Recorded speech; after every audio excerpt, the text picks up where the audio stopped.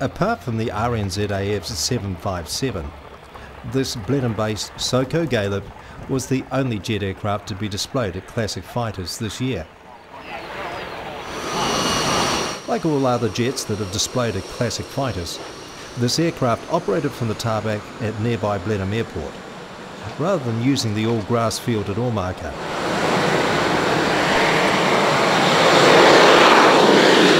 However, the aircraft was initially designed to operate from prepared grass strips if necessary, in the event that standard concrete runways were destroyed by enemy action.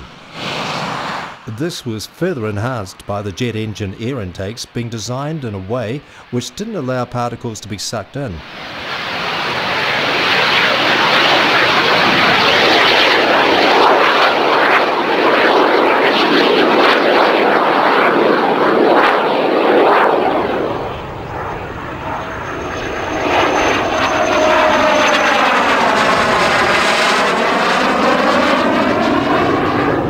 The type entered production in 1963, initially as a two-seat trainer, but later variants, renamed the Yastreb or Hawk, were used as a single-seat light attack aircraft.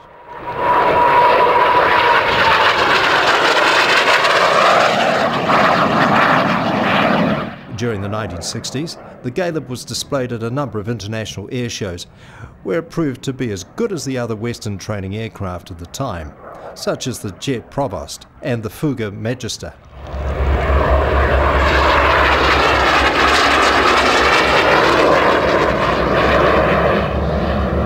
Between 1963 and 1985, when production ceased, around 270 Galebs have been built for the Yugoslav Air Force, 120 for Libya, and 6 for Zambia.